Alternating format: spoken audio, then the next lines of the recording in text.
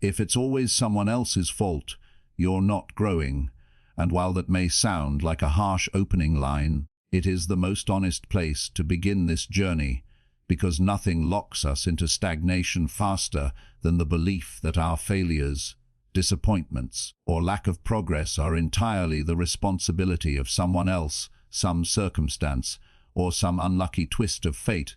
When we live in that mindset, we give away the one thing that truly determines our growth: our ability to choose our response, to take ownership, to adjust our attitude. Think about it. Every single day life will hand you situations where you could point a finger outward: the boss who didn't see your effort, the partner who didn't appreciate you, the family that didn't support you, the teacher who didn't explain well enough, the economy that didn't open a door for you, the timing that wasn't right. But if you stop there, if you conclude the story with, "It wasn't my fault," then you stop writing the story of your life altogether. Because the moment you decide that someone else is in control, you step out of the driver's seat and let the road take you anywhere, and the road rarely leads anywhere you want to go unless you hold the wheel. Growth, real growth, begins when you recognize that even if something wasn't your fault, it is still your responsibility to decide what happens next, because blaming may protect your ego, but it robs you of progress. Think back on the last time you told yourself that your situation would have been better if only someone else had done what they were supposed to do. Maybe you said, "I would have passed if the teacher taught better," or "I would have been promoted if my boss weren't biased," or "I would be happier if my partner treated me differently." But here's the unspoken truth: by making it someone else's responsibility, you gave away your power to change it. And while it may be true that other people play a role, the truth is also that they don't get to decide how you grow from it. You do. This is where attitude separates itself from skill, because no matter how talented you are, no matter how intelligent or trained or connected, if your attitude is one of blame and finger pointing, you will never see the breakthrough that skill alone could never bring. While a person with fewer resources but a stronger attitude of ownership will continue to rise, stumble, learn, and rise again. This is the first test of maturity, the first sign of growth, the willingness to say, "This may not have been my fault, but it is my responsibility," because responsibility is not about blame, it is about power. And the moment you accept responsibility, you unlock the ability to act, to adjust, to improve, and to create a different outcome the next time. Without that acceptance, life becomes a repetitive loop where the same mistakes recycle, the same frustrations return, and the same results haunt you, all because you never broke free from the pattern of shifting the cause outward instead of shifting the response inward. When you listen to people who achieve great things despite enormous obstacles, you notice a pattern. They don't spend much time on blame. They spend time on solutions. They spend time asking, "What can I do differently?" While those who remain stuck repeat the language of blame over and over again until it becomes a script they know by heart. A script that sounds like, "It's not fair. They don't understand me. The world is against me. Nothing ever works out for me." And here's the thing: when you repeat that script long enough, your mind begins to believe it, your attitude hardens into defeat, and soon even your skills lose their shine, because attitude is the soil and skill is the seed. And no matter how perfect the seed is, if the soil is poisoned by blame, nothing will grow. So the first chapter of this audiobook is both a challenge and an invitation to stop rehearsing excuses and start rehearsing responsibility, to stop saying, "It's someone else's fault," and start saying, "What can I learn here? How can I rise here? What does this moment require of me?" Because every time you choose to blame, you shrink, but every time you choose responsibility, you expand, and that expansion is growth. Think about the times in your life when you did take ownership, Wasn't it true that even if the outcome wasn't perfect, you grew stronger, you felt more capable, you noticed your confidence increase? That's not by accident. That's the natural reward of responsibility. It multiplies your power, while blame multiplies your weakness. So as you move through this book, remember that chapter 1 is the foundation for everything else. Because without responsibility, no attitude shift is possible. And without attitude, no skill is enough. The truth is simply you cannot change what you will not own. And if it is always someone else's fault, then your life will always be someone else's to control. But if you dare to stand in the uncomfortable light of responsibility, if you dare to say, I may not have chosen this, but I will choose my response, then you step into growth, you step into power, and you step into the life that only belongs to those who understand that attitude is more important than skill. Because attitude chooses to act where blame only complains, attitude chooses to learn where blame only resents, and attitude chooses to grow where blame only stagnates.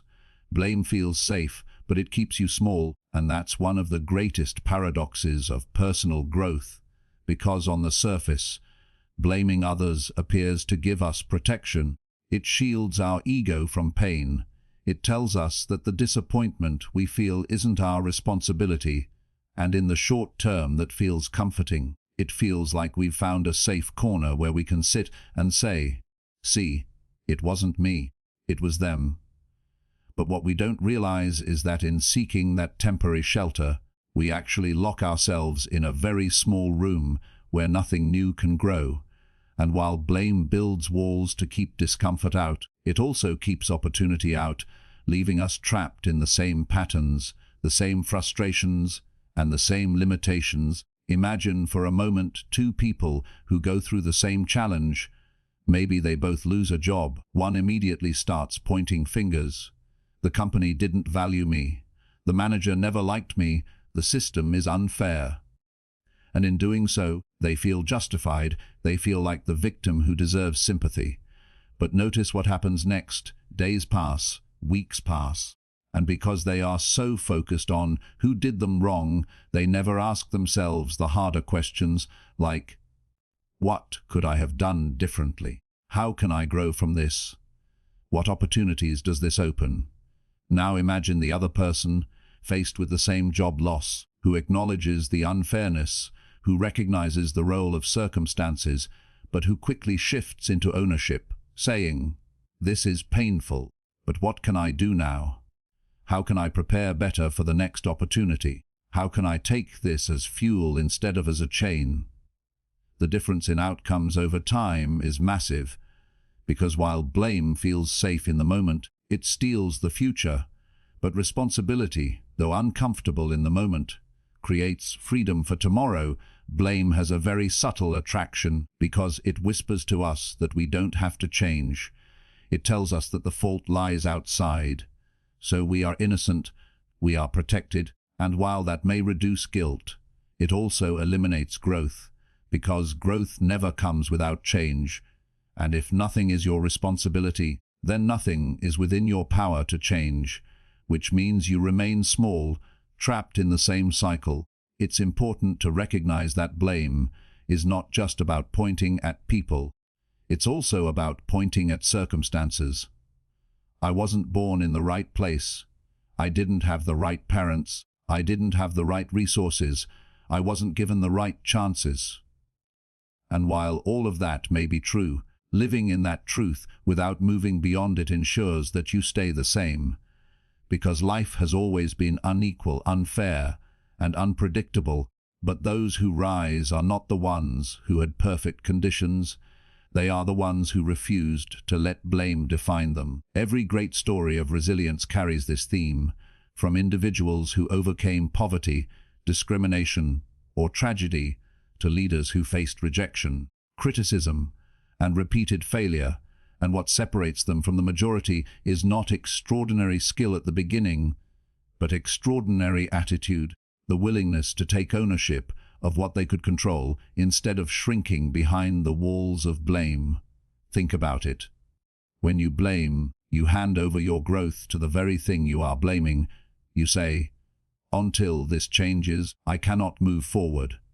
And since you cannot change people or the past, you become stuck, small, and powerless. Blame is like a warm blanket on a cold night. It gives immediate relief, but it doesn't solve the problem of the broken heater. It doesn't build a fire. It doesn't create real warmth.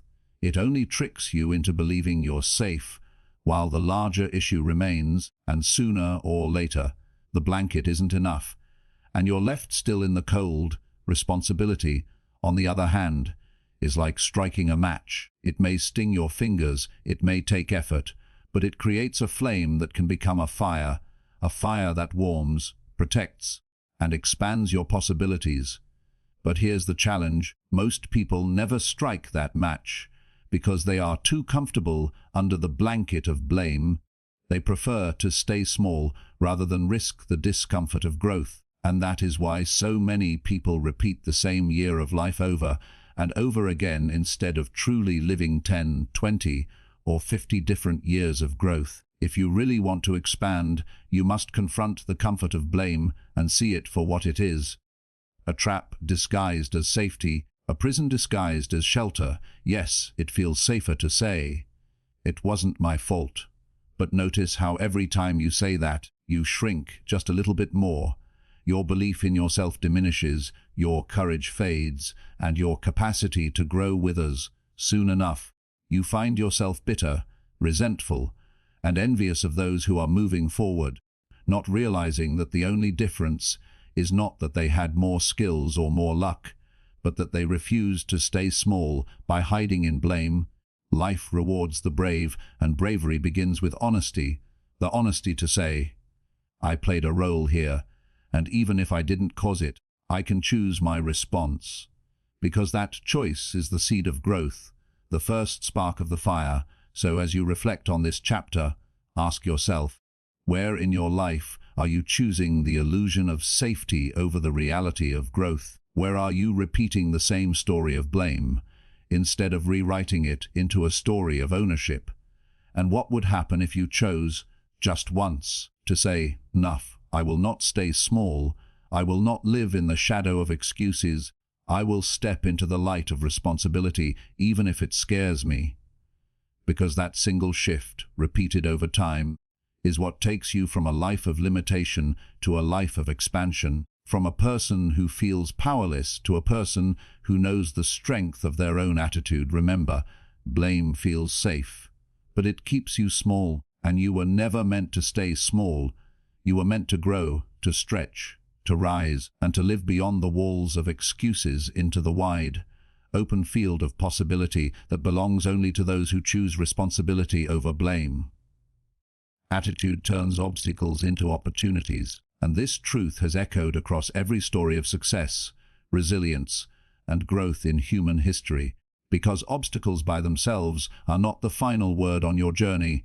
They are neutral events, situations, or challenges, but what transforms them into stepping stones or stumbling blocks is the attitude you choose when facing them. For one person, an obstacle becomes a dead end, a reason to stop, a justification for giving up, while for another, the same obstacle becomes a chance to learn, to pivot, to dig deeper, and to discover strength they never knew they had. And the only difference between those two people is not skill, not resources, not connections, but the lens of attitude through which they interpret the event. Imagine a mountain in your path. The person with a negative, defeated attitude will stare at the mountain and say, "Why me? Why is this so unfair? I can't climb this." And in that belief, they stop before they even begin. But the person with a resilient, determined attitude will see the same mountain and say, "This is tough, but maybe this climb will make me stronger. Maybe there's a view up there worth the struggle. Maybe the mountain is here not to block me, but to build me." And in that moment of reframing, the obstacle is transformed into an opportunity. Life is filled with these mountains. Sometimes they are small inconveniences, sometimes they are painful tragedies, sometimes they are years of difficulty. But in every case, It is the person's attitude that writes the final chapter, because skills can only carry you so far. Knowledge can only give you so much advantage, but attitude determines whether you will use those skills and that knowledge when things get hard. This is why you often see people with extraordinary talent give up when faced with obstacles, while people with modest talent but extraordinary attitude keep climbing, keep adapting, and eventually surpass those who seemed more capable at the start. The obstacle becomes the great equalizer, stripping away the illusions of privilege and talent, and revealing who truly has the will to grow. And that will is rooted in attitude. Now think of your own life. How many times have you looked back on something you once thought was the worst thing that could happen to you, only to realize later that it shaped you in ways you could never have planned? Maybe it forced you to learn a new skill. Maybe it introduced you to people who changed your perspective.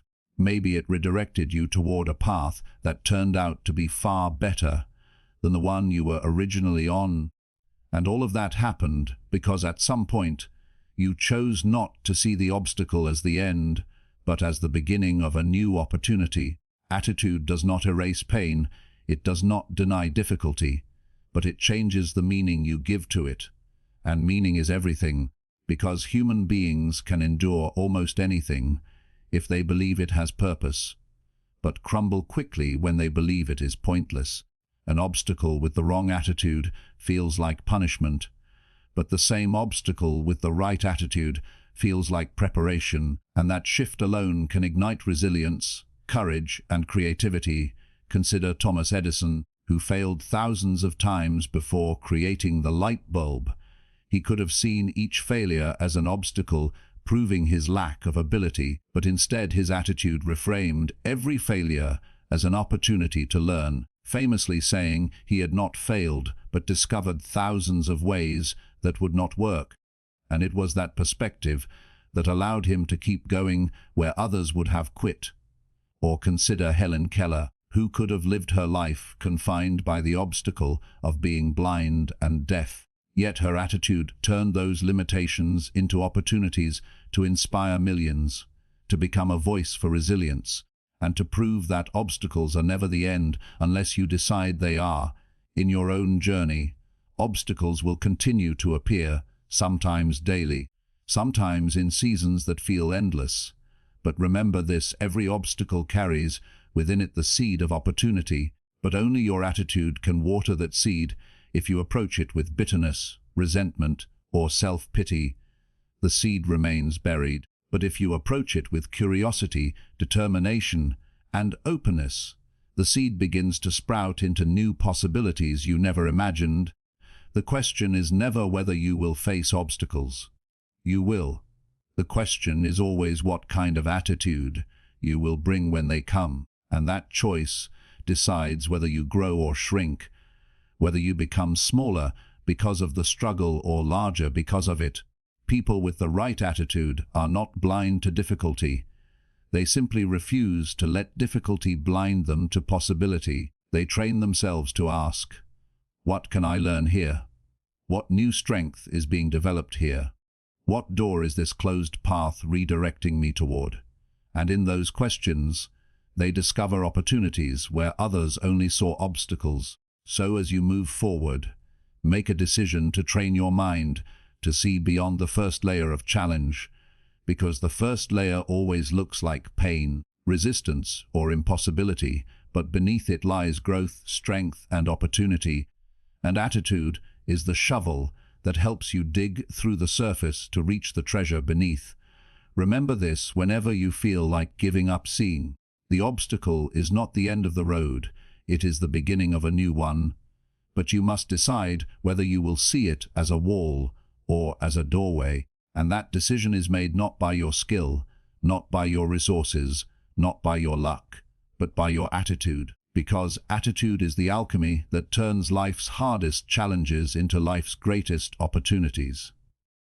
Skill without the right mindset is empty, and this truth is one that most people don't realize until much later in life, often after they have spent years collecting certificates, training themselves in techniques, and mastering technical abilities, only to discover that none of it matters if their attitude doesn't allow them to use it to its fullest. Because skill is like a powerful engine, but without the right mindset it is an engine without fuel, heavy, impressive to look at, but going nowhere.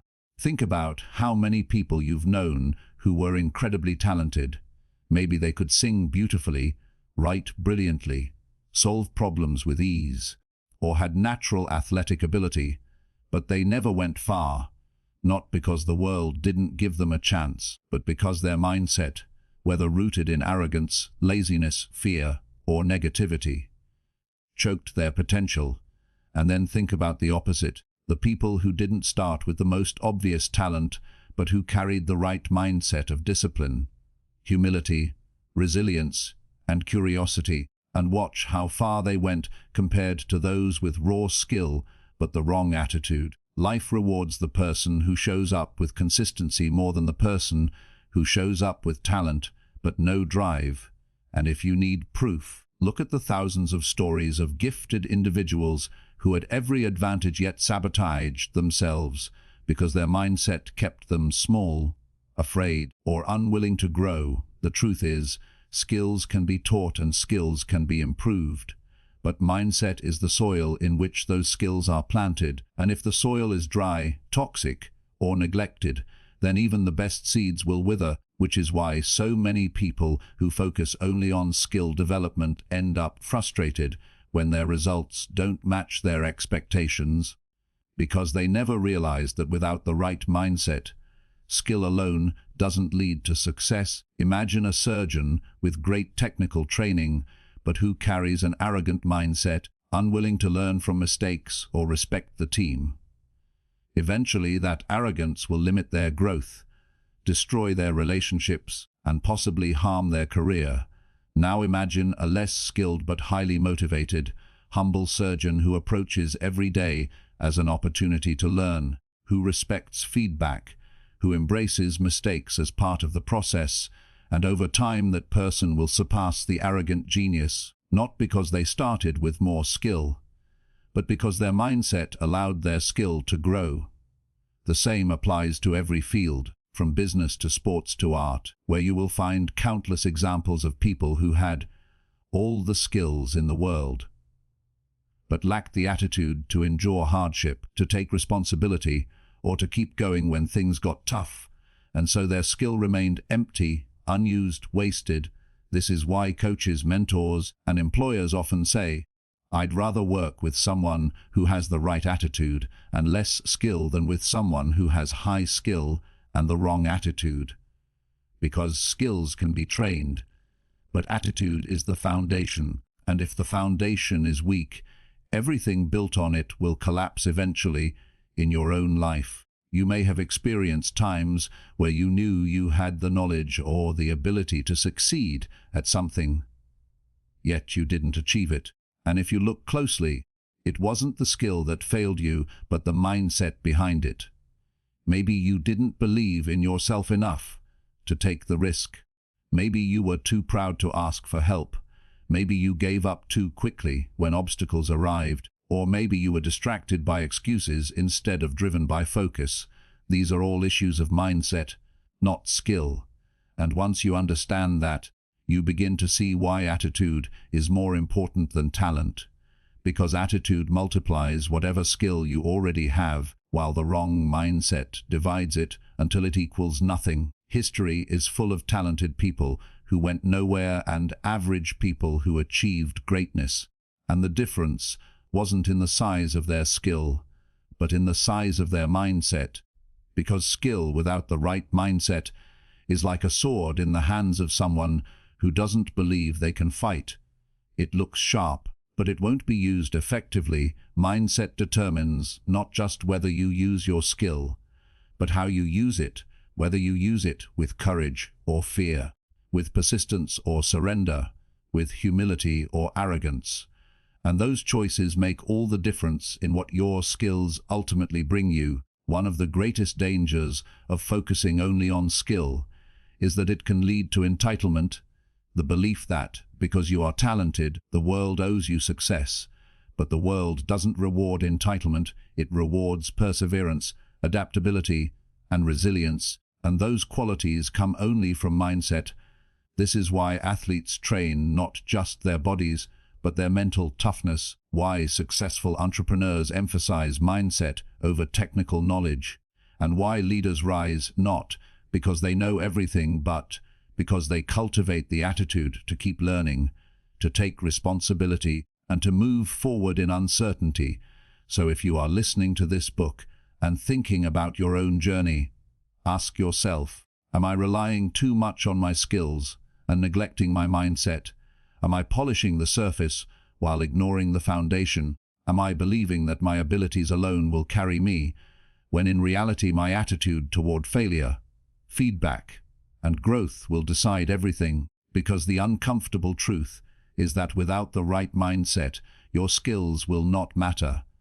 They will be empty gifts lying dormant, and years from now you will look back and wonder why all that talent didn't turn into the life you dreamed of. And the answer will be clear: skill without mindset is empty. But the hopeful truth is this: if you shift your mindset today, if you build resilience, humility, responsibility, and positivity, then every skill you already have becomes more powerful, more useful, and more capable of creating the life you want, because mindset is the multiplier, the invisible force that turns talent into achievement, potential into reality, and dreams into growth. So remember this lesson and let it echo in your mind: skill without the right mindset is empty, but skill with the right mindset is unstoppable. Why ownership is the first step to power, because in every area of life where people feel stuck, powerless, or trapped, if you dig deeply enough, you will usually find a lack of ownership, a belief that circumstances are responsible, that people are responsible, that the past is responsible, and as long as that belief is in place, growth is impossible, because power cannot exist where ownership is absent. Ownership is not about guilt. It is not about beating yourself up or taking responsibility for things that were beyond your control. Rather, ownership is about recognizing that, while you cannot control everything that happens to you, you can always control your response, your choices, your next step. And until you accept that truth, you will continue to wait for someone else to change your life, which rarely happens. Think of it this way: ownership is the difference between being a passenger and being the driver. A passenger may complain about the bumps, the wrong turns, the speed, but they cannot change the direction, whereas the driver has the power to adjust, to redirect, to accelerate. And when you live without ownership, you are sitting in the passenger seat of your own life, complaining about the ride while waiting for someone else to steer you somewhere better. Real power begins the moment you grab the wheel and say, "This is my journey, and even if I didn't choose where it started, I will choose where it goes from here." Because that mindset transforms helplessness into agency, and agency is the essence of growth. Many people confuse ownership with blame, but they are not the same. Blame is about the past. Ownership is about the future. Blame looks backward and says, "Whose fault was this?" Ownership looks forward and says, "What can I do next?" And that distinction matters because blame keeps you stuck in stories of what went wrong, while ownership pulls you into the power of what can go right. Consider someone who faces financial hardship. Blame will keep them trapped, saying, "It's the economy, it's the government, it's my employer." But ownership will say, "Yes, these conditions are real, but what can I do to adapt, to learn, to create another opportunity?" And that shift from blame to ownership is the shift from weakness to strength, from despair to hope. When you study leaders, innovators, and achievers, one common thread emerges: they take ownership. They rarely waste time pointing fingers. Instead, they ask, "What can I do to move forward?" And because they claim ownership, they claim power. Because you cannot change what you will not own. Imagine trying to fix a broken device, but refusing to admit it is yours. you would never even touch it. You would wait for someone else to repair it. But once you admit it belongs to you, you can roll up your sleeves and get to work. And the same principle applies to your life, your choices, your growth. If you don't own it, you cannot change it. And if you don't change it, you will repeat it. Ownership is the bridge between awareness and transformation, and without crossing that bridge, no real progress can happen. This is why many people go through the same problems year after year, relationship after relationship, job after job, because they never stop to own their role in the pattern. And as long as they refuse ownership, they forfeit power. The paradox is that people avoid ownership because they think it makes them weak, but in reality, ownership makes you strong, because weakness is found in waiting for others.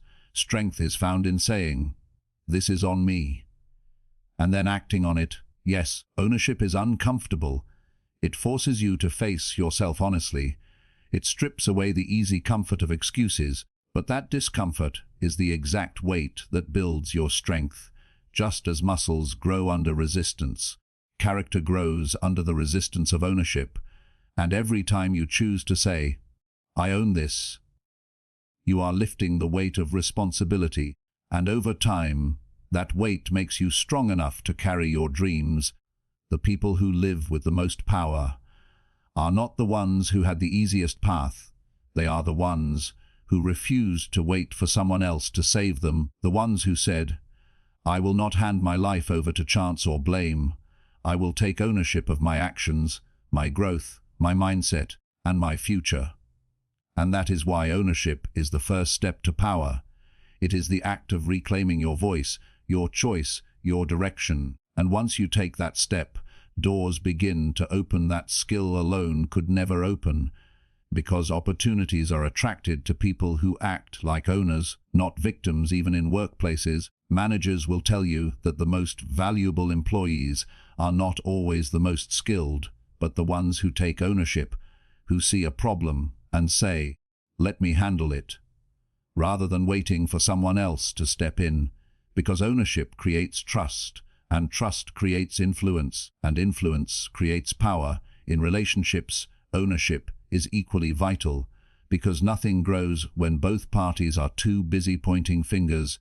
But when one person takes ownership, "Here's what I can do better," that humility and responsibility become contagious, transforming blame into cooperation and resentment into growth. The same is true for health, for finances, for personal habits, because everywhere in life, ownership is the switch that turns on the light of power, and without flipping that switch, you remain in the dark, stumbling, frustrated, waiting for someone else to turn the lights on for you. But the light has always been in your hands, waiting for you to accept that your life, your growth, your results are yours to own. So, as you listen to this chapter, ask yourself honestly, where have I been living as a passenger? Where have I been blaming the driver? Where have I been surrendering my power by refusing ownership? And what would change if today I decided to say, "Enough, this is my life, my responsibility, my choice, and my future"? Because in that single declaration lies the seed of power, a seed that will grow into the strength, resilience, and freedom you have been searching for, and all of it begins with one brave step: ownership.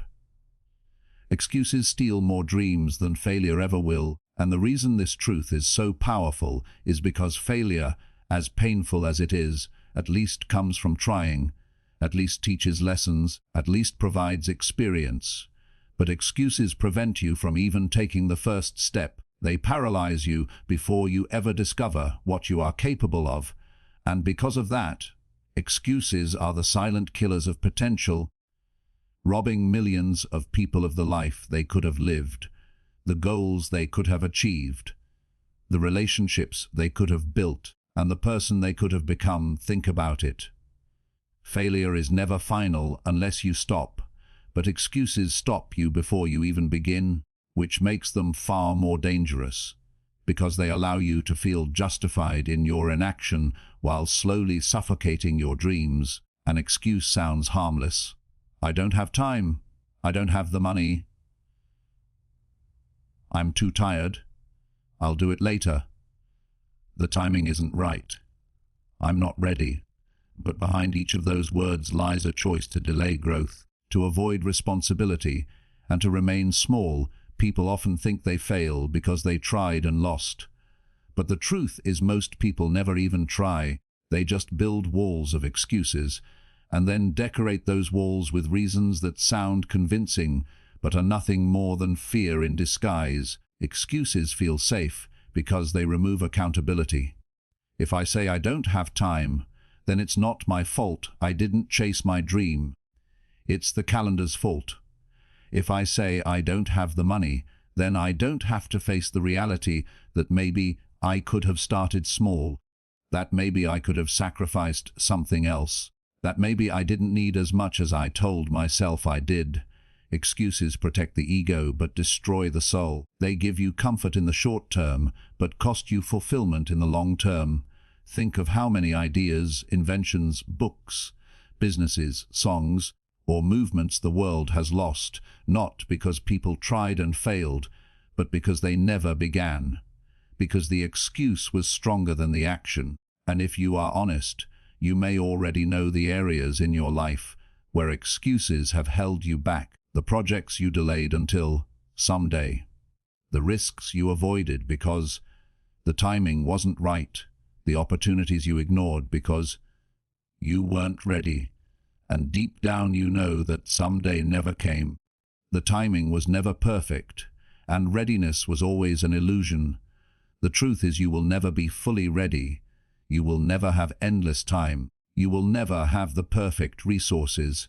And waiting for those conditions is the biggest excuse of all, because growth requires action in imperfect conditions, success requires risk in uncertain seasons, and progress requires movement. When fear tells you to stay still, failure, on the other hand, is a teacher.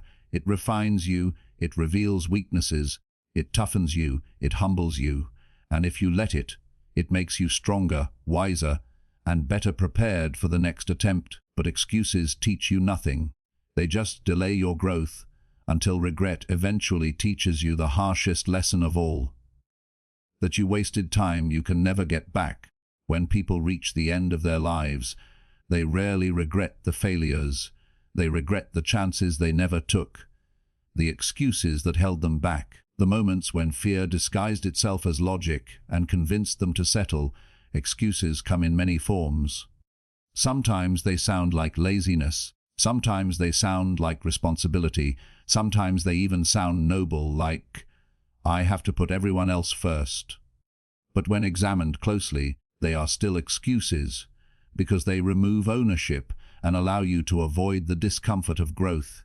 Responsibility is real, but hiding behind it to avoid pursuing your potential is still an excuse, and you owe it to yourself and to those around you to stop hiding. The danger of excuses is that they feel rational, they feel justified, and they often earn the approval of others. But deep inside, you know they are lies you tell yourself to avoid the risk of failure. But remember this, failure hurts for a moment, excuses hurt forever, because failure at least shows you what doesn't work. But excuses leave you wondering what might have worked, and nothing is heavier to carry than the weight of what if. So how do you break free from excuses? You start by recognizing them for what they are. You stop dressing them up as logic or responsibility, and you start asking yourself, if this wasn't an excuse, what action could I take right now, even if it's small? Because excuses thrive in the belief that nothing can be done.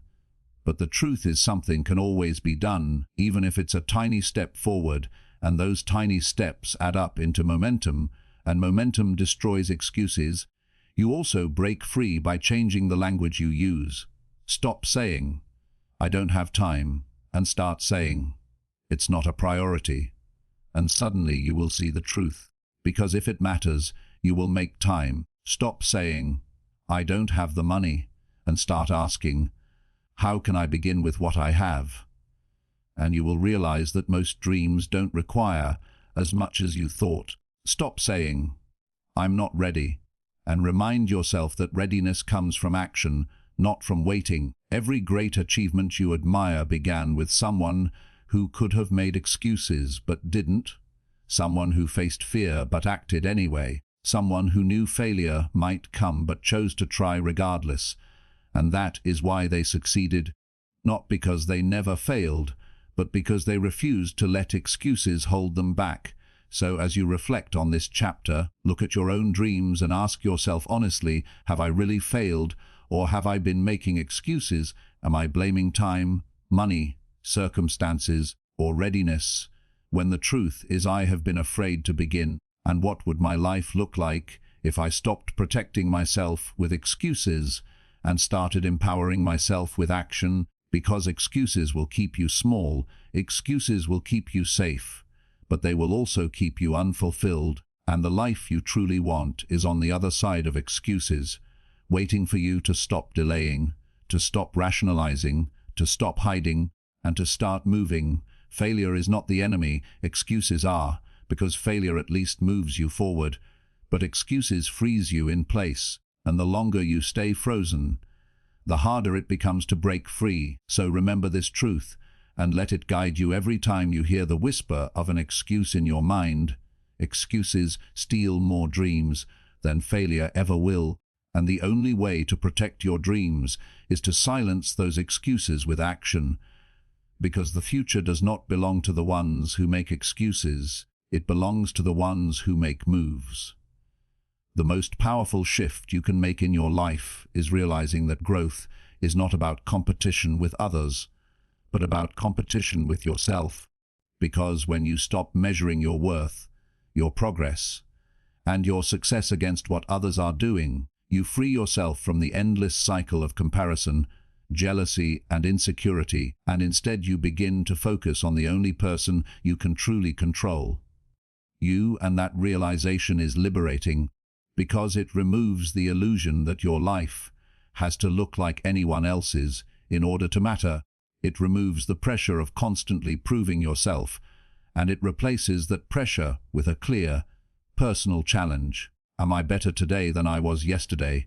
Am I stronger, wiser, kinder, more disciplined, more courageous, more authentic, and more willing to grow? Because if the answer is yes, then you are winning, regardless of how far ahead or behind anyone else seems to be. The problem is that many people waste their lives chasing a moving target, measuring themselves against friends, coworkers, celebrities, or strangers on social media, forgetting that the people they compare themselves to are living completely different stories, with different starting points, different obstacles, and different timelines. And comparison becomes a trap that keeps them stuck, never satisfied, never enough, always chasing someone else's life instead of building their own. But the truth is, when you understand that your real competition is your past self, everything changes, because instead of asking, am I as good as them? You ask, am I better than me? And that shift in perspective turns jealousy into motivation. It turns insecurity into curiosity, and it turns the impossible standard of perfection into a realistic standard of progress. You don't have to be the best in the world, you just have to be better than you were yesterday. And if you commit to that kind of growth, then over time you will surprise yourself with how far you can go. Think about a runner who looks at someone miles ahead and feels discouraged versus a runner who looks only at the ground under their feet and says, I just need to take one more step than I did yesterday. Which runner do you think will keep moving? Which one will build endurance? Which one will finish their race? It is always the one who measures against themselves, because competition with others creates pressure, but competition with yourself creates purpose. When you make yourself your own standard, growth becomes sustainable because you are no longer chasing an illusion of being the best. You are building the reality of being better. And this kind of mindset not only improves your results, but also protects your mental health, because comparison with others often leads to envy, anxiety, and even bitterness, while comparison with yourself leads to gratitude, perspective, and patience. The truth is you will always find someone better at something, richer, smarter, more talented, more experienced. But you will never find another you, and that uniqueness is your power. But you only discover it when you stop trying to outdo everyone else and instead dedicate yourself to outgrowing your own limits. Every time you improve, even in small ways, you are winning.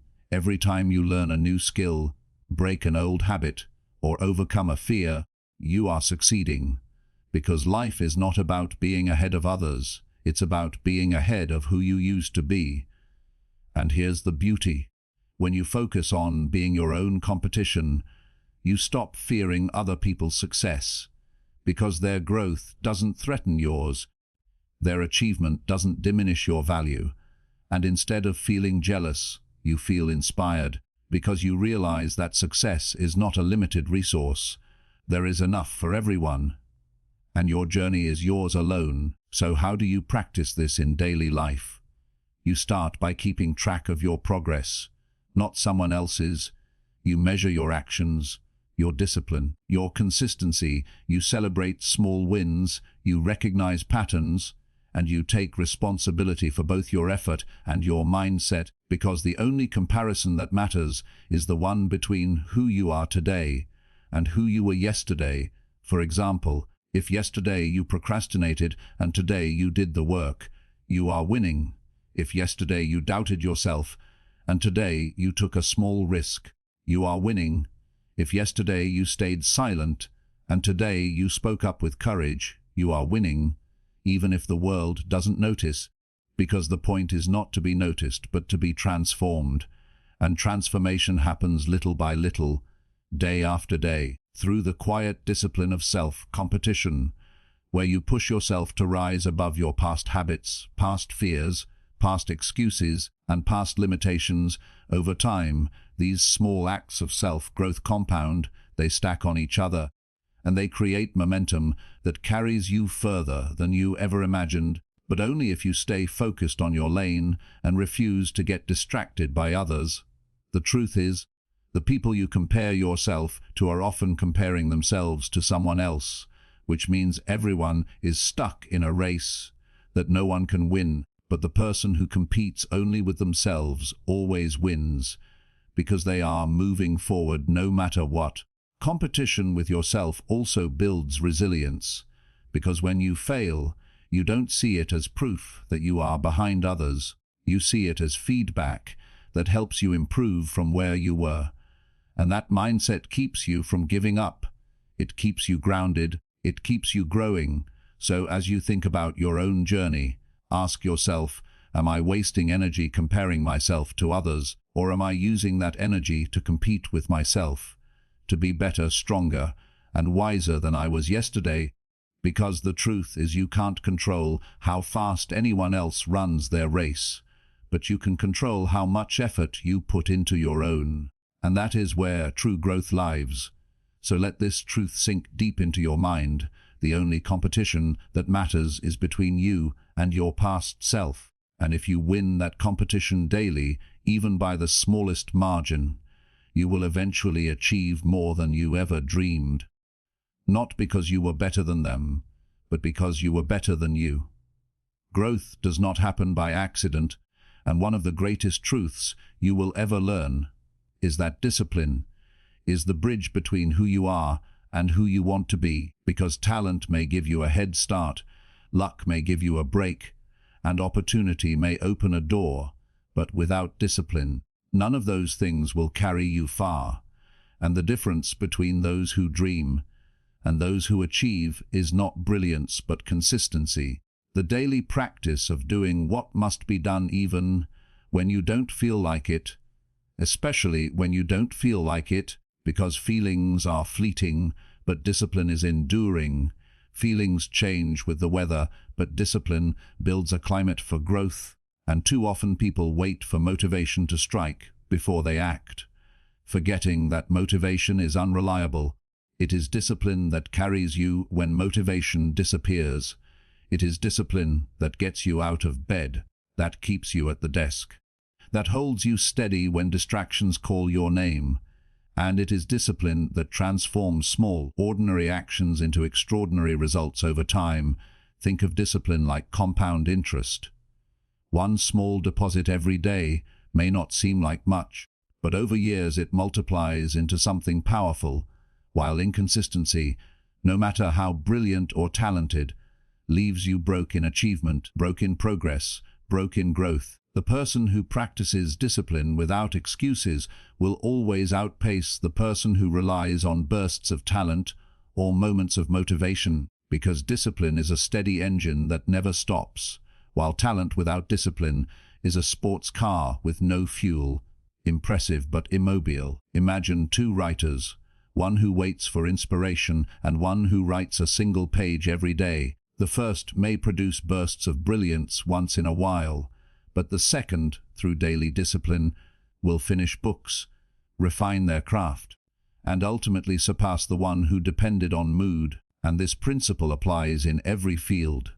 Athletes who train daily outperform naturally gifted ones who don't. Entrepreneurs who work with consistency outlast those who rely on occasional luck. Students who study steadily build more knowledge than those who cram, because discipline is the secret ingredient behind every lasting success. But discipline is not glamorous. It is not loud. It does not bring applause in the moment. It often feels boring, repetitive, or inconvenient, yet it is in those quiet, unseen moments that greatness is forged.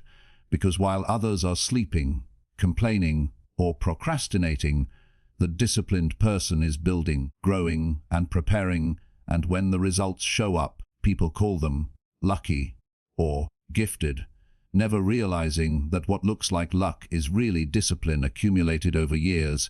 Discipline also builds character, because every time you keep a promise to yourself, no matter how small, you build trust in your own word. You strengthen your self-respect. You prove to yourself that you are capable, and that inner strength becomes the foundation of confidence. While every broken promise to yourself weakens you, teaches you that your own word cannot be trusted, and makes discipline harder the next time, which is why consistency matters not just for external success, but for internal growth. And the beauty of discipline is that it is available to everyone. It is not limited by natural ability, by background, by resources. It is a choice, a decision to show up daily, to put in the work, to honor your goals. And though it is difficult at first, it becomes easier with practice, like a muscle that grows stronger the more you use it. Many people resist discipline because they see it as restrictive, as taking away freedom. But the truth is the opposite. Discipline creates freedom, because when you are disciplined with your health, you gain the freedom of energy and longevity. When you are disciplined with your finances, you gain the freedom of choices and security. When you are disciplined with your time, you gain the freedom to focus on what matters. And when you are disciplined with your mind, you gain the freedom to live with clarity instead of chaos. Without discipline, you become a slave to your moods, your impulses, your distractions, and the demands of others. But with discipline, you take back control. You shape your life intentionally. You move steadily toward your goals regardless of circumstances. And here's the truth most people don't want to hear. Discipline is not something you find. It is something you create. It is not given. It is built through daily practice, through small decisions to act, even when it's inconvenient. And the more you do it, the more it becomes who you are. Think about brushing your teeth. You don't debate whether you feel like it. You don't wait for motivation. You simply do it because it has become a non-negotiable habit. And that's what discipline can do in every area of your life when you commit. And yes, discipline requires sacrifice. It requires saying no to comfort, no to procrastination, no to distraction, and sometimes even no to people who pull you away from your priorities. But every sacrifice you make for discipline is an investment in your future, while every indulgence you allow to replace discipline is a debt that your future self will pay. So ask yourself honestly, am I disciplined in the areas that matter most? Or am I allowing excuses, laziness, or distractions to steal my growth? Am I treating my goals as optional or non-negotiable? Because the truth is, you cannot build the life you want with half-hearted effort. You cannot achieve greatness with occasional bursts. You must build it brick by brick, day by day, through discipline. And the reward is worth it, because discipline does not just change what you achieve. It changes who you become. It turns you into someone reliable, resilient, and powerful. Someone who can be trusted to finish what they start. Someone who rises not because of talent or luck, but because of perseverance. So let this truth take root in your heart. Growth does not happen by accident. It happens by discipline, and every day you practice it, you are building a bridge from who you are now to who you want to be. And that bridge, though long and often difficult, is the only path that leads to the life you dream of. And the sooner you commit to walking it with discipline, the sooner you will arrive at the place you belong. Your environment is shaping you in ways you may not even realize, because whether you acknowledge it or not, the people you spend time with, the spaces you occupy, and the influences you allow into your mind are either feeding your growth or starving it. And one of the most important lessons you can ever learn is that your mindset, your habits, and even your confidence are often reflections of the company you keep. Because you cannot expect to soar if you surround yourself with anchors. You cannot expect to think big if you only spend time with people who think small, and you cannot expect to stay disciplined if you live in an environment of constant distraction. So the question becomes, who and what are you allowing to shape your life? And are those influences helping you rise or pulling you down? Imagine a garden. You can plant the best seeds in the world, but if the soil is poisoned or the garden is overrun with weeds, those seeds will never flourish. And in the same way, your environment acts as the soil for your growth. And if your environment is toxic, filled with negativity, laziness, drama, or small-mindedness, your potential will wither, no matter how much talent or drive you have, because the environment you're in either multiplies your efforts or cancels them out. Think of how contagious energy is. When you spend time with motivated people, you feel more motivated. When you spend time with complainers, you start to complain. When you are in a messy, chaotic space, your mind feels messy and chaotic. But when you are in a clean, organized environment, your thoughts become clearer. Because your surroundings always leave a fingerprint on your behavior. And it's not just about people, it's also about the physical and digital environments you allow into your life. Because what you watch, what you listen to, what you scroll through, and what you consume shapes the way you think. And if your daily diet is negativity, gossip, fear, or distraction, don't be surprised if your mindset reflects that diet, because just like your body becomes what you eat, your mind becomes what you consume. So if you want to change your life, start by changing your environment. Surround yourself with people who challenge you, who inspire you, who refuse to let you settle. Build spaces that energize you instead of draining you. Fill your mind with information that lifts you instead of poisons you. And over time, you will notice that growth becomes more natural, because you are no longer fighting against the current of your surroundings. But here's the hard truth. Sometimes changing your environment means making tough choices. It means letting go of relationships that are toxic. It means spending less time with people who constantly drain your energy. It means setting boundaries that protect your focus. And it means saying no to influences that don't serve your future. And though this can feel painful, it is often the difference between staying stuck and moving forward. Because the truth is, if you want to fly, you can't carry dead weight.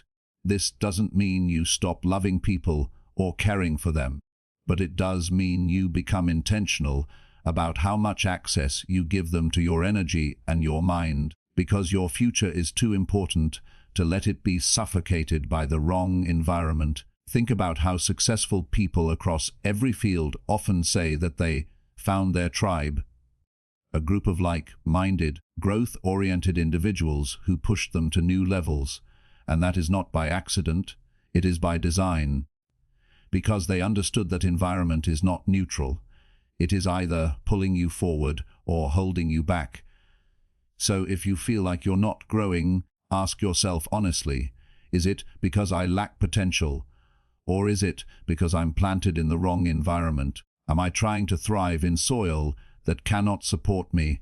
Am I surrounding myself with people who water my dreams, or with people who drain them? Because your environment is often the silent force that explains why some people rise and others don't, even when they start with similar talent or resources.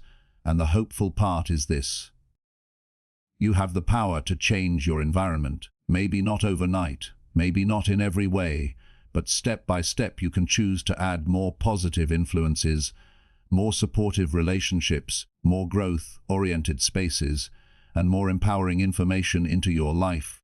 And every small change compounds over time until your environment becomes a source of strength instead of weakness. So be intentional. If you want discipline, create an environment that supports it, remove temptations, design routines, surround yourself with examples of consistency. If you want positivity, limit negativity, seek out uplifting conversations, and consume content that inspires. If you want growth, spend time with people who are ahead of you, people who challenge your comfort zone, people who make you want to rise, because environment matters more than you think, and no amount of willpower can permanently overcome a toxic environment, just as no seed can permanently overcome poisoned soil. So as you move forward, make it a practice to audit your environment regularly, to ask yourself, what in my surroundings is feeding me? What is draining me? What should I protect? And what should I remove? Because your environment is shaping you, whether you pay attention to it or not. And the sooner you take control of it, the sooner you will find yourself growing more effortlessly, because you are no longer swimming against the tide, but flowing with it. Remember this truth: your environment is not just where you are, it is who you become. So choose it wisely, shape it intentionally, and watch how it shapes you in return. Gratitude is not just a polite habit or a fleeting feeling, it is a mindset that rewires the way you see the world. And when you truly understand its power, you begin to see that gratitude has the ability to shift your entire attitude.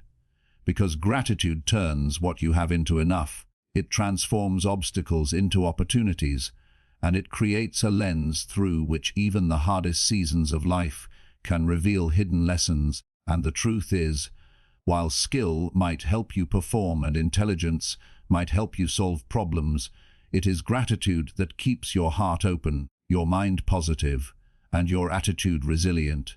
Because when you live with gratitude, you focus less on what is missing and more on what is possible. You stop obsessing over the gap between where you are and where you want to be, and you begin to honor the progress you have already made, the people who support you, the lessons you've learned, and the simple blessings you might otherwise overlook. The reason gratitude is so powerful is because the human mind has a tendency to dwell on problems, to magnify what is wrong, to compare against others, and to always want more. And without gratitude, this tendency grows into frustration, jealousy, and dissatisfaction. But gratitude interrupts that cycle.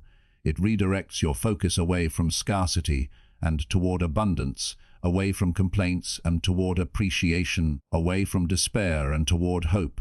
And this shift in focus doesn't just feel good, it changes the way you act, the way you treat others, and the way you respond to challenges. Imagine two people facing the same setback. One complains, blames, and gives up, while the other says, "This is hard, but I'm thankful for the lesson. I'm thankful I have another chance. I'm thankful for the strength I still have." Who do you think will recover faster? Who do you think will find solutions? Who do you think will grow stronger? It is always the one with gratitude, because gratitude strengthens resilience. It gives you a reason to keep going when everything else says stop. And here's something people often misunderstand. Gratitude does not mean ignoring difficulties or pretending everything is perfect.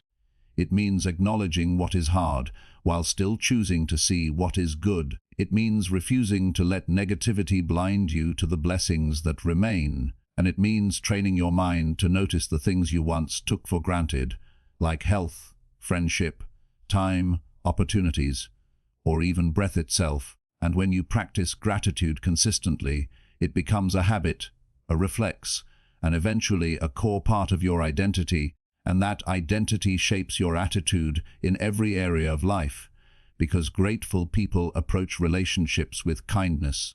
They approach challenges with patience, they approach success with humility, and they approach failure with perspective, while ungrateful people, no matter how skilled or successful, often carry bitterness, entitlement, and dissatisfaction that poisons their growth. Gratitude also improves the way you connect with others, because when you show appreciation, you strengthen bonds, you build trust, and you inspire loyalty. And the truth is, everyone wants to feel seen, valued, and acknowledged, and gratitude does exactly that. It turns interactions into connections and relationships into partnerships. But gratitude is not only outward, it is also inward, because too often we beat ourselves up for mistakes, for not being far enough ahead, for not being good enough. And gratitude helps you pause and say, I may not be perfect, but I am grateful for how far I've come. I am grateful for the lessons I've learned. I am grateful for the strength that carried me through. And that self-gratitude builds self-compassion, which in turn fuels the courage to keep growing without shame.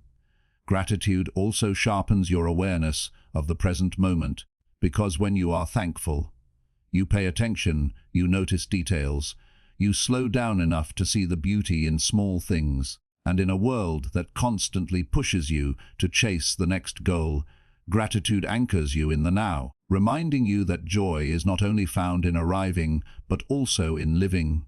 And research even shows that gratitude literally changes the brain, reducing stress, increasing optimism, and improving health, which means gratitude is not just a feel-good idea, but a practical tool for living better. So if gratitude is this powerful, the question becomes, how do you cultivate it? How do you build it into your daily life until it becomes part of who you are?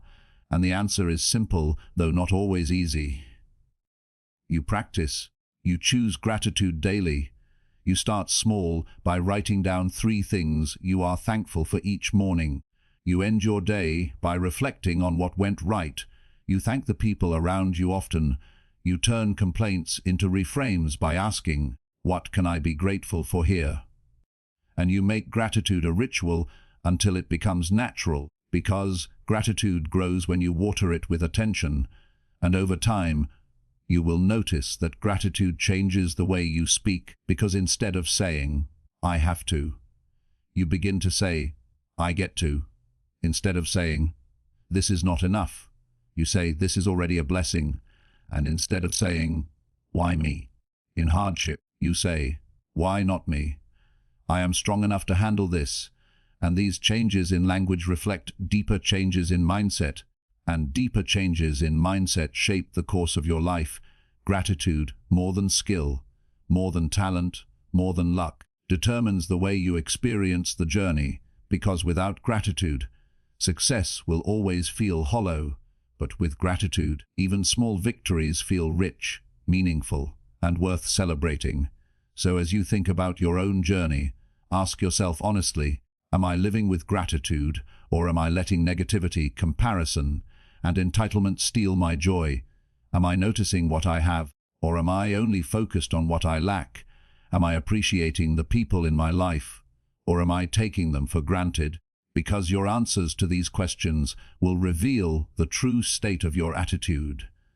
And if you want to build an attitude that lasts, one that sustains you through setbacks, one that keeps you humble in success, one that allows you to live fully, then gratitude must be at the center, because gratitude is not just about being thankful, it is about being transformed.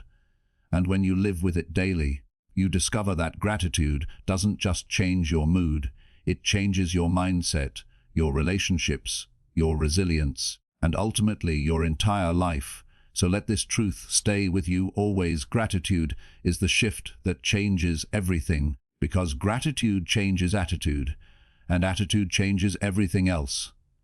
The truth about consistency is that it is more important than intensity, because a single burst of effort may feel impressive in the moment.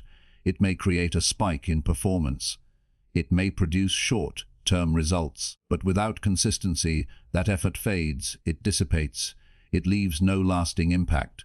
And the people who achieve extraordinary things are not necessarily the ones who work harder in short bursts, but the ones who show up day after day, week after week, month after month, regardless of how they feel, regardless of external circumstances. And it is that relentless commitment to keep going that multiplies talent, amplifies skill, and compounds results over time, because success is less about heroic moments and more about ordinary actions repeated consistently. And this principle applies in every area of life: health, finances, relationships, career, personal development. Because without consistency, even the best strategies fail, even the most brilliant ideas go nowhere, even the greatest potential remains unrealized. Think about athletes who train daily, not just on the days they feel motivated, but even when tired, injured, or uninspired, because their consistency builds endurance, strengthens muscles, and trains the mind to push past resistance. Whereas the athlete who only trains when inspired will never reach the same level, no matter how much natural talent they possess, because consistency is what converts effort into mastery. The same is true for writers, entrepreneurs, students, and artists. The ones who dedicate themselves to a daily practice, even if imperfect, even if small, over time outperform those who rely on occasional genius or sporadic bursts of creativity. And that is because consistency compounds invisible effort into visible results, and those results eventually become undeniable, while inconsistent effort produces a life of starts and stops, of frustration, of unfulfilled potential, and disappointment, because momentum is built through repetition, not inspiration, and every day that you fail to show up, you weaken that momentum. Consistency is also a test of character, because showing up when you don't feel like it, when circumstances are inconvenient, when progress seems slow, is what separates people who grow from people who stagnate. And the beauty is that over time, consistency becomes easier, because your habits take root, your discipline strengthens, and your identity begins to shift from someone who occasionally works toward a goal to someone who consistently pursues it. And that shift in identity is the foundation of lasting success. But here's what most people don't realize: consistency is not about perfection, it's about persistence, because showing up imperfectly is better than not showing up at all, because repeated imperfect action leads to learning, adaptation, and improvement, while waiting for perfect conditions often leads to stagnation, procrastination, and missed opportunity. And this is why people who take small, consistent steps ultimately achieve more than those who wait for inspiration, opportunity, or ideal circumstances, because life does not wait for readiness. Life rewards those who move forward, even when conditions are less than perfect. Consistency also teaches patience, because results rarely appear immediately, but over time they accumulate, and the person who stays the course learns the value of steady growth, while the impatient person gives up before the fruits of their effort have a chance to materialize. And this lesson in patience is crucial, because long-term success requires enduring seasons of slow progress, of hidden work, and of preparation that is invisible to the world, but whose impact is undeniable when the results finally emerge.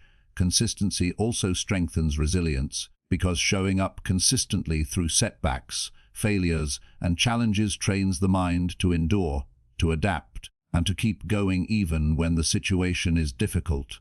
And this resilience becomes a core part of your identity, because each time you persist, you prove to yourself that you are capable, that you are reliable, that you are committed, and that proof builds self-trust, which is essential for achieving anything of significance.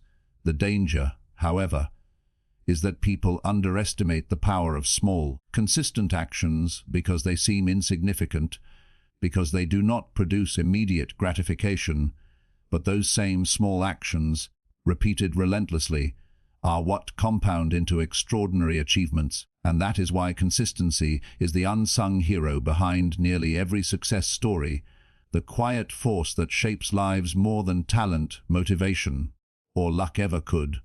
Think about your own life. What could you achieve if you committed to showing up every day, even for a few minutes, in the areas that matter most, if you stopped waiting for inspiration and started taking small, consistent steps? Because every action, no matter how small, when repeated over time, creates results that feel impossible in the moment, but inevitable in the long run, and this is the essence of compound growth.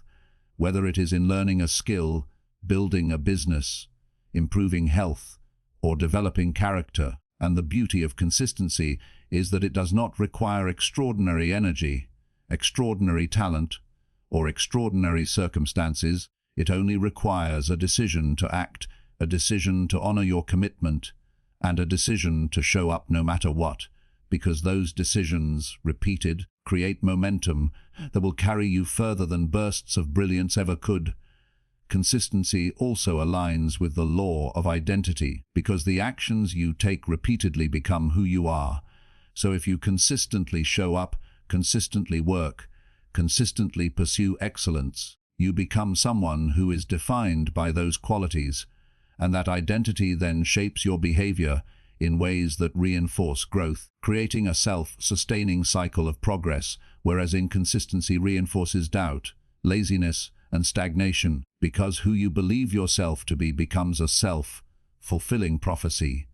So the question you must ask yourself is, am I showing up consistently in the areas that matter most, or am I relying on bursts of energy, occasional motivation, and luck to carry me forward? Because the difference between a life of fulfilled potential and a life of regret is often found in this one habit, this one principle, this one daily choice to keep going day after day, no matter how small the step, because small steps repeated consistently become unstoppable momentum. And ultimately, consistency is the secret that transforms ordinary people into extraordinary achievers.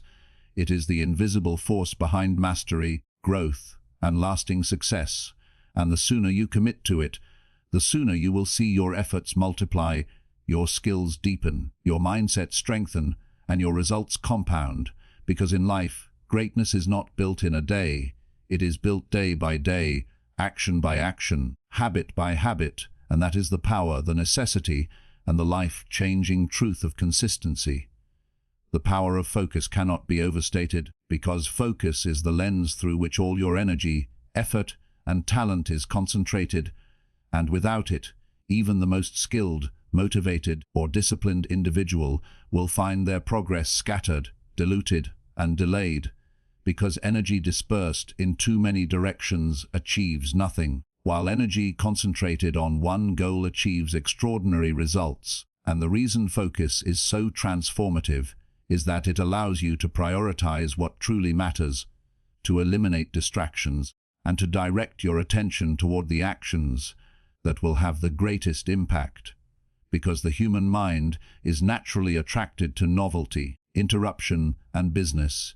But these tendencies are the enemies of growth, and without intentional focus, you will be pulled in 100 different directions, doing many things, but accomplishing very little. And that is why focus is more important than talent, more important than luck, and sometimes even more important than knowledge, because knowledge and skill without focus are like tools in a scattered toolbox, while focus takes those same tools and uses them to build something significant. Imagine a laser beam versus a flashlight. The laser concentrates all its energy in a single point, and can cut through metal, while the flashlight spreads its light in every direction and illuminates nothing deeply. And in life, focus acts as that laser beam, allowing you to cut through obstacles, penetrate challenges, and make tangible progress toward your goals, while scattered attention produces noise, stress, and mediocre results. Focus also protects you from the constant pull of modern distractions, because in today's world, attention is the most coveted resource, and the moment you allow your mind to drift, to check every notification, to pursue every new idea or shiny object, you lose hours, momentum, and clarity, and without clarity, your actions lack purpose, your results stagnate, and your potential remains unfulfilled, because scattered effort never compounds, but focused effort builds momentum, mastery, and influence over time. Another truth about focus is that it creates depth rather than breadth, because trying to do everything at once spreads your energy thin, but focusing on one priority allows you to develop skill, insight, and expertise that cannot be matched by someone who divides their attention among multiple competing goals.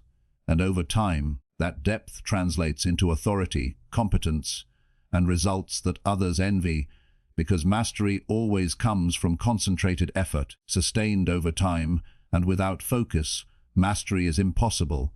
And here's the challenge: focus is not natural, it must be cultivated, because our brains are wired to seek stimulation and avoid effort, to jump from task to task in search of novelty, and the only way to develop focus is through intentional practice, through saying no to distractions, through creating boundaries, through scheduling your time, and through consistently returning your attention to the most important work, even when other things scream for your notice, because focus is a skill, and like any skill, it grows with practice, patience, and persistence. Focus also teaches you to value time, because when you are clear about what matters, you stop wasting energy on what doesn't.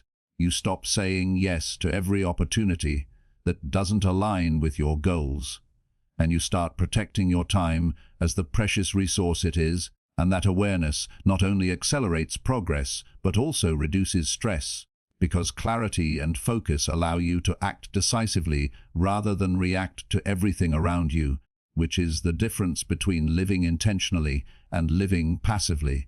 And the beauty of focus is that it multiplies your effectiveness, because doing fewer things with higher concentration always produces better results than doing more things half-heartedly, because the quality of attention directly influences the quality of outcomes. And the more you can train yourself to give your full attention to what matters, the faster you achieve mastery, the deeper your impact, and the more meaningful your progress becomes. Focus also strengthens your resilience, because when distractions, setbacks, and competing priorities arise, a focused person is able to return to the core objective with determination and clarity, while a scattered person is derailed, discouraged, and overwhelmed, because focus is like a gravitational center that pulls your efforts back to what matters most, preventing you from being lost in chaos and giving you the stability to endure, persist, and overcome. Think about your own life. How often do you find yourself trying to juggle too many things at once, shifting your attention from one task to another, overwhelmed by possibilities, but accomplishing little of real significance? And how different would it feel if you could identify the one or two things that truly matter, concentrate your energy on them, and let everything else fade into background noise? Because that is the essence of focus. It is the conscious decision to put your energy where it counts, and to protect it fiercely from interruption, procrastination, and distraction. And focus also amplifies learning, because when you concentrate on a single subject, skill, or project, you retain more information, deepen understanding, and accelerate growth, whereas divided attention produces superficial knowledge and slow progress, because the brain can only integrate and process so much at once. And the more you spread yourself thin, the less you actually absorb. And here's the subtle truth: Focus is a reflection of your priorities, because whatever you allow to consume your attention is what you are really committed to. So if you feel unfocused, overwhelmed, or scattered, it is a signal to examine your priorities, to ask yourself what truly matters, and to realign your actions and attention accordingly, because focus is the bridge between intention and achievement, and without it, your goals remain distant ideas rather than tangible realities. So if you want to cultivate focus, start by defining your most important goal, eliminate distractions that do not serve it, schedule uninterrupted time to work on it, train your mind to return whenever it wanders, and make concentration a daily habit, because focus is not just about doing more work, it is about doing the right work with precision, clarity, and purpose, and that kind of focused action produces results that overwhelm talent, luck, and motivation when they are scattered. And ultimately, focus is not just a habit or a skill, it is a mindset, it is a way of approaching life with intentionality, with clarity, with concentration on what matters most. Because life will constantly demand your attention in many directions, and your success depends on your ability to choose where to place it, to guard it, and to apply it consistently toward the things that will truly move the needle in your growth, achievement, and fulfillment. Because in the end, focus determines whether your potential becomes reality or remains a dream, and the person who masters focus consistently becomes unstoppable, because their energy, effort, and talent are always working together toward a clear, defined purpose. And that is why focus, more than anything else, is the hidden key to extraordinary results. The value of resilience cannot be overstated, because resilience is what determines whether you will rise after setbacks, whether you will continue toward your goals when obstacles appear, and whether you will maintain your vision when circumstances feel impossible. Because life is inherently unpredictable, full of challenges, disappointments, and moments that test your patience, courage, and perseverance, and the people who achieve lasting success are not those who avoid failure, pain, or difficulty, but those who develop the capacity to endure, adapt, and grow stronger in the face of adversity. Because resilience is what transforms setbacks into opportunities, challenges into lessons, and difficulties into stepping stones, and without it, talent, skill, and knowledge are vulnerable to being undone by the inevitable trials that life presents. Resilience begins with mindset, because the resilient person does not see obstacles as permanent barriers, but as temporary conditions that can be overcome with effort, creativity, and persistence. And this mindset allows them to maintain focus and direction even when the path is unclear or progress is slow, because resilience is not about avoiding difficulty.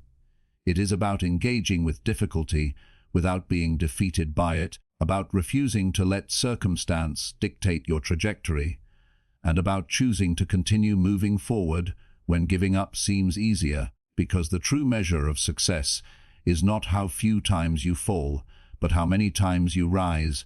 Resilience also requires emotional regulation, because challenges inevitably trigger fear, frustration, anger, or sadness, and the resilient person learns to manage those emotions, to prevent them from controlling actions, and to respond thoughtfully rather than react impulsively, because every moment of emotional discipline strengthens the mind, reinforces focus, and preserves the energy necessary to tackle the next challenge. And over time, emotional resilience becomes a habit, a reflex, and an automatic part of navigating life, so that setbacks no longer paralyze, but become data points in the ongoing process of growth and improvement.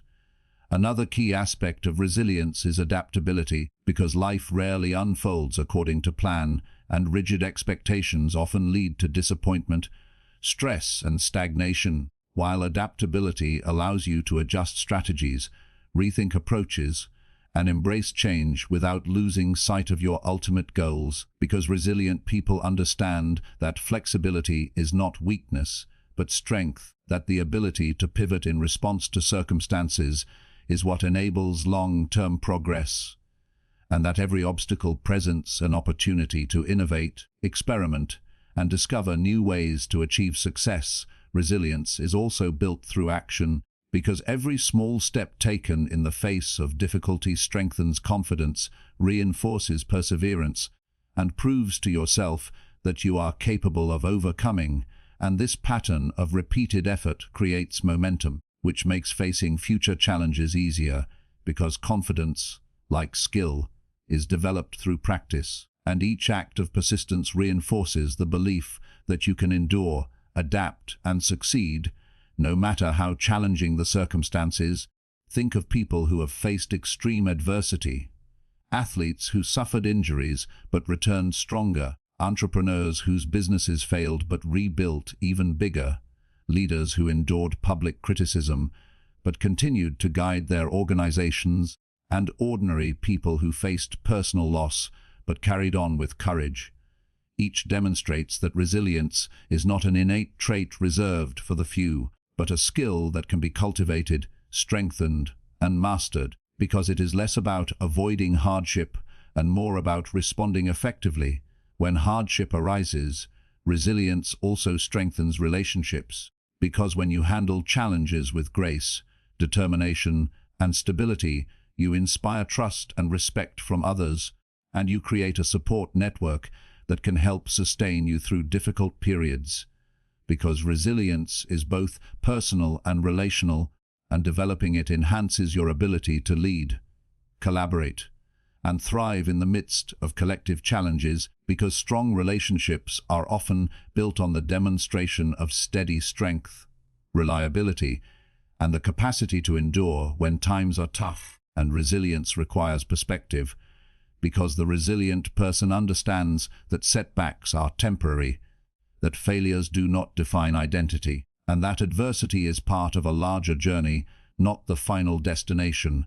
And this perspective allows them to maintain hope, motivation, and energy, because seeing challenges as passing events rather than permanent states reduces anxiety, fosters problem solving, and encourages proactive engagement with the difficulties at hand, while those who lack perspective often become overwhelmed, discouraged, or paralyzed, allowing temporary difficulties to have a disproportionate effect on long-term goals. Resilience also demands self-care, because physical, mental, and emotional strength are interdependent, and without adequate rest, nourishment, and recovery, your ability to endure is diminished, and even the most determined individual will falter, because resilience is not about pushing endlessly without regard for the body or mind, but about cultivating strength in a sustainable, balanced way, so that when challenges arise, you have the energy, clarity, and determination to face them effectively. And the more you invest in self-care, the more resilient you become, because strength is fueled by preparation, rest, and balance, not by neglect or overexertion. Moreover, resilience thrives on reflection, because taking time to analyze setbacks, to extract lessons, and to adjust strategies transforms failures into growth opportunities. And when you reflect on adversity, you convert pain into insight, mistakes into wisdom, and obstacles into practical knowledge, because resilience is not just the capacity to survive, but the capacity to learn, improve, and emerge stronger, smarter, and more capable, so that each new challenge becomes a chance to prove your strength and expand your potential. Ultimately, resilience is what allows people to persist when the world seems against them, to keep moving when progress is slow, to maintain optimism when circumstances are bleak, and to achieve long-term success regardless of the trials they face, because life will inevitably throw obstacles, disappointments, and unexpected hardships in your path, and without resilience, these events can derail your progress, damage your confidence, and prevent you from realizing your potential.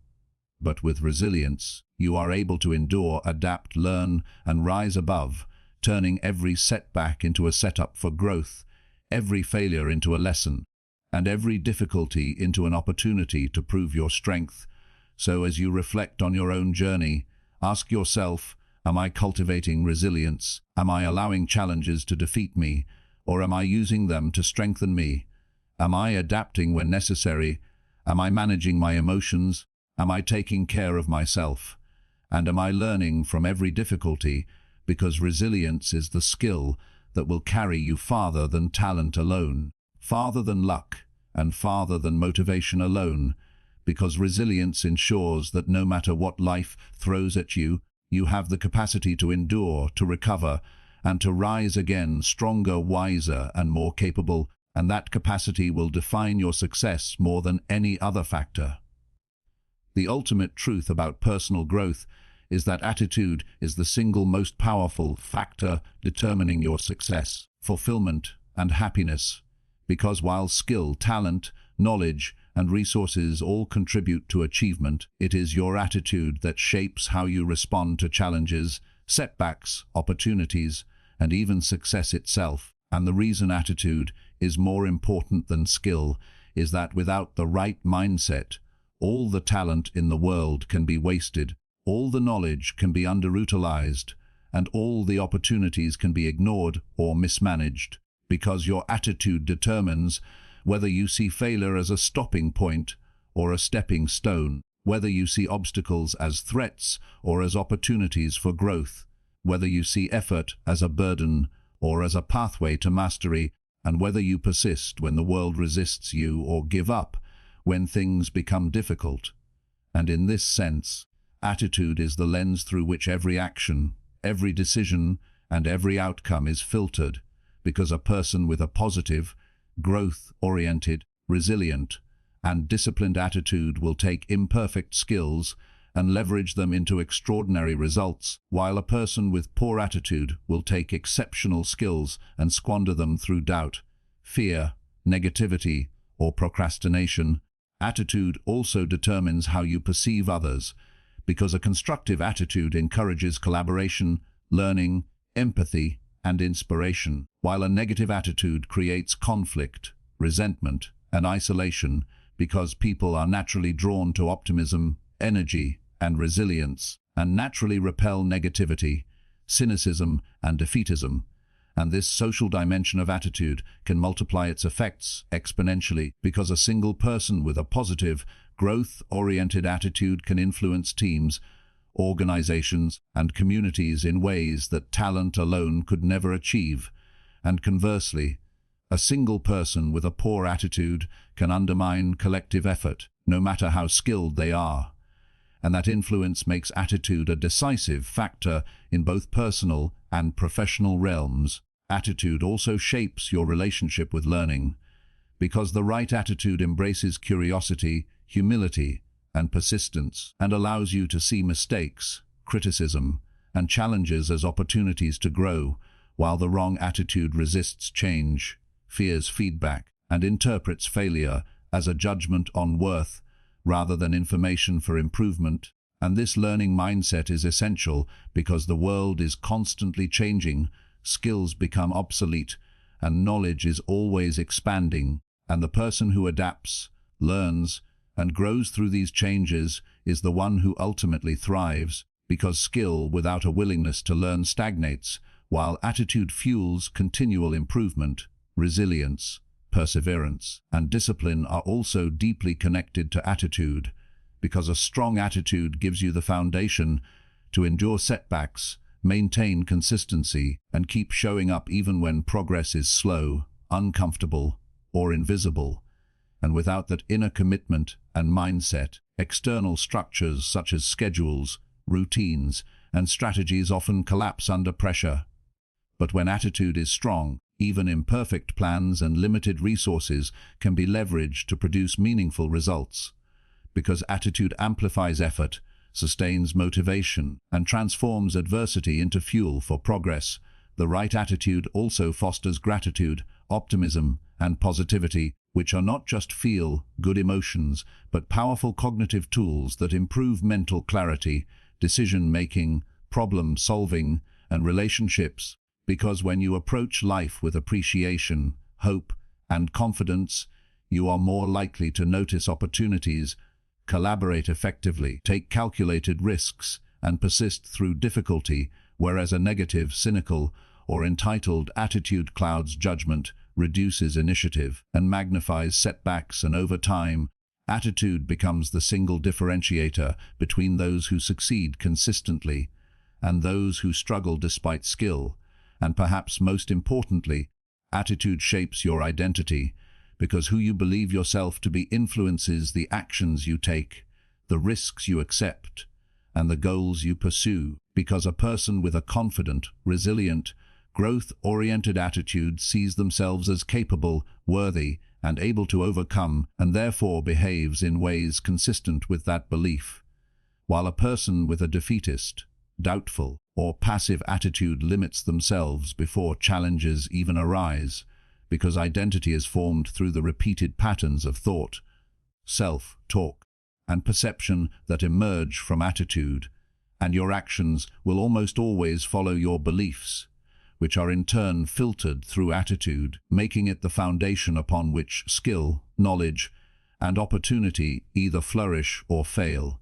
The world will constantly test your attitude, because obstacles, setbacks, and difficult people are inevitable, and external circumstances are often beyond your control, and this is precisely why attitude is more important than skill, because skill cannot compensate for a negative or reactive mindset in times of stress, adversity, or change, whereas the right attitude transforms limitations into possibilities, challenges into opportunities, and pressure into performance.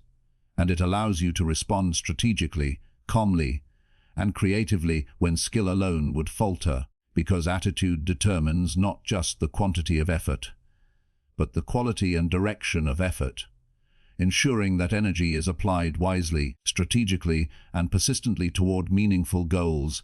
Attitude also fuels vision, motivation, and leadership, because a person with the right mindset not only perseveres themselves, but also inspires, uplifts, and mobilizes others, creating momentum that multiplies results far beyond individual effort, while a negative attitude not only impedes personal growth, but also discourages, demoralizes, or misdirects those around them, which demonstrates that attitude has both personal and collective consequences, and that the way you approach life mentally, emotionally, and spiritually affects every layer of your reality. So the question is, how do you cultivate an attitude that ensures growth, success, and fulfillment? And the answer lies in intentionality, self-awareness, and consistent practice, because attitude is not fixed. It can be strengthened, refined, and transformed through conscious choices by monitoring self-talk, reframing challenges, focusing on solutions rather than problems, surrounding yourself with positive influences, practicing gratitude, maintaining discipline, and embracing learning, because these deliberate actions shape your mental and emotional framework over time. And as your attitude strengthens, so too does your ability to leverage your skills, knowledge, opportunities, and resilience to achieve remarkable results. In the final analysis, if you internalize one lesson above all others, it is this: attitude is more important than skill, because skill may open doors, but attitude determines whether you walk through them. Skill may give you ability, but attitude gives you perseverance. Skill may provide knowledge, but attitude provides wisdom, and skill may produce results, but attitude produces growth, character, and sustainable success. And when you combine skill with the right attitude, you do not merely achieve, you thrive, you inspire, and you create a life of impact, fulfillment, and purpose, because the foundation of everything that lasts, everything meaningful, and everything extraordinary is built upon the simple, profound, and irreplaceable power of attitude.